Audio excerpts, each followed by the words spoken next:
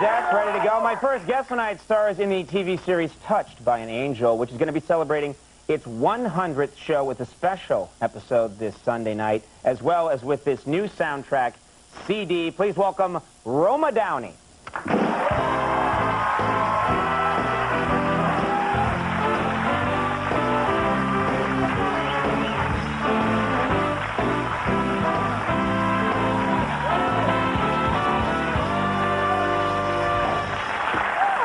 For coming. It's a very funny sketch, that car thing.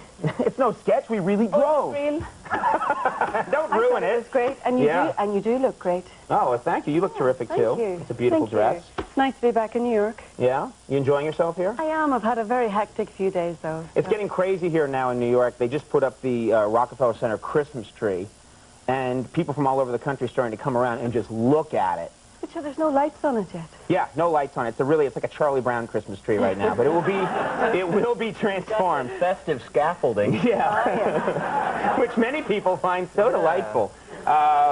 You know, you talked last time. I want to bring it up again because I find it hard to believe, and I want to know if it's still happening. But there are fans of your show who believe that you're an angel, for real. Is that still the case? Okay, I think mostly for little children, you know, but the two places that I still tend to get odd looks are in aeroplanes and at funerals. And I think it's just that people feel maybe you're there in a professional capacity. I'm here monitoring this funeral as an angel. Yeah. Yeah. Well, there are people that believe that I'm really Conan O'Brien and that's really Andy Richter. Instead of two male models. Yeah. Don't laugh at that. Yell out, that's plausible. Now, your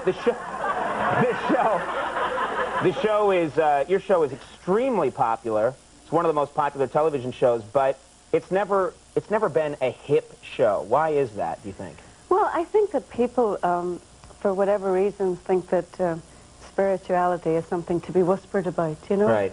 But I think since we've been firmly established in the top 10, and in fact are celebrating our 100th episode this Sunday Which is great, night, yeah. I've noticed a shift, but in the early days when I would go to parties, people would come up to you kind of sheepishly, in case anybody else would overhear them, to admit that they watched the show. You know, it was kind of like, I saw your show, it's quite good. As if they didn't want anybody else to hear it. And then someone else says, what were you saying you watch? MTV, it's really rad.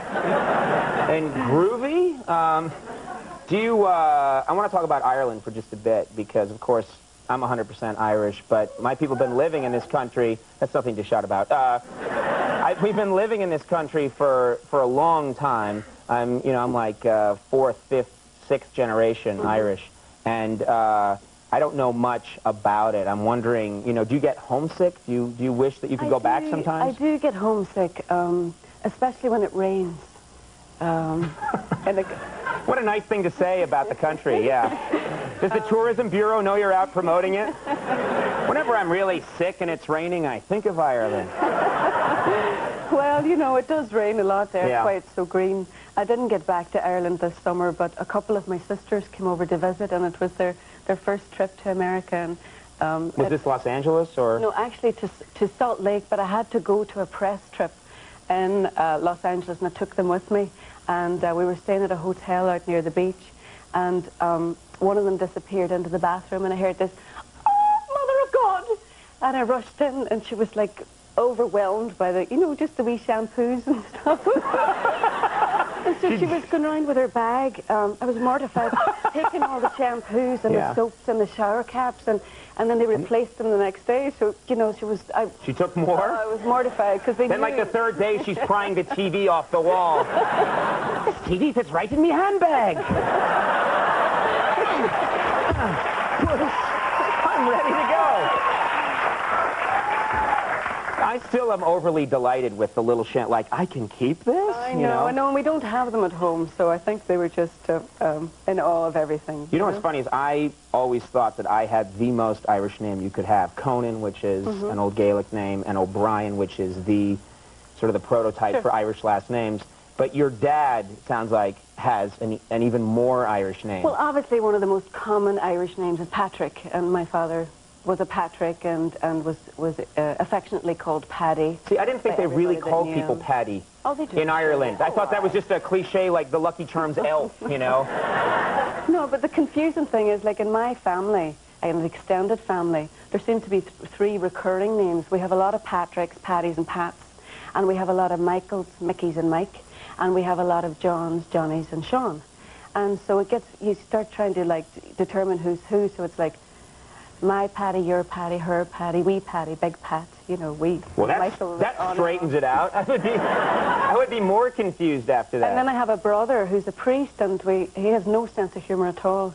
And we call him Father Brother, and it just drives him crazy. You know? That's good. Torment the priest. That's a nice family. You grew up there, obviously. What was your house like? It was a little row house, what we would call back home a terrace house, and we had what was known as the front room, and then the room at the back, which was the wee room. And we were all crammed into the wee room because the front room was locked because it was kept as the good room.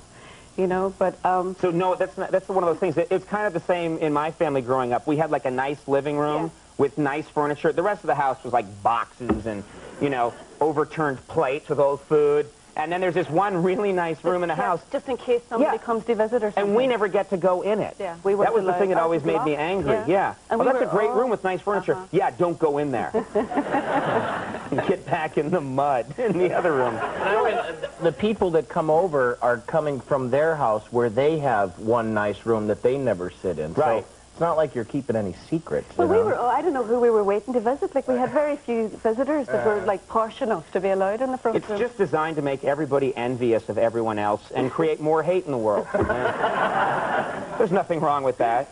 Now, your fans are, besides some of them being confused, some of them, you know, thinking you're a real angel.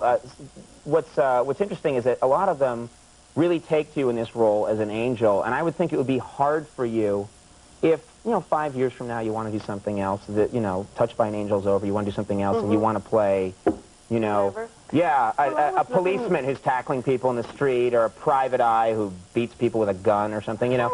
Are people going to accept that? Do you think that would be difficult? I don't know. I think, you know, I was choosing a project to shoot during the hiatus, the movie of the week, and while looking for material, you know, I feel a certain responsibility to the fans of the show. Right. Particularly because I think it's good marketing that CBS would team up any movie I would do after Touched by an Angel, which in fact they're doing this Sunday. Movie you're doing, it's called Monday After the Miracle, which is about...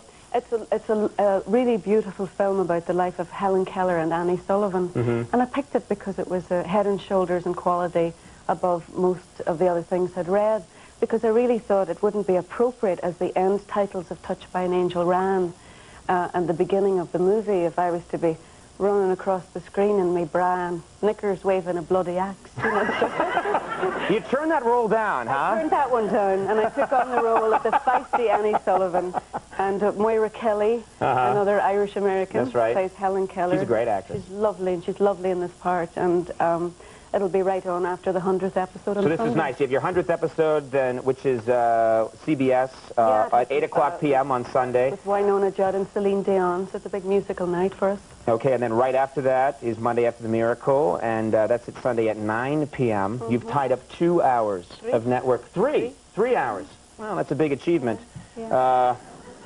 Wait till you get 12:30, though. That's when people... That's when people are really glued to the set. And you have the new CD, Touched by an Angel, and it's an album, I guess, of music from the show. I don't sing a note, and they wouldn't let me on it, but they put my picture on it, so I am on the album. Your picture's on it, but they won't let you sing. That's nice. Roma, Downey, thanks very much for coming. Really nice to have you here. Todd Solondz is coming up, folks. Stick around. We'll be right back.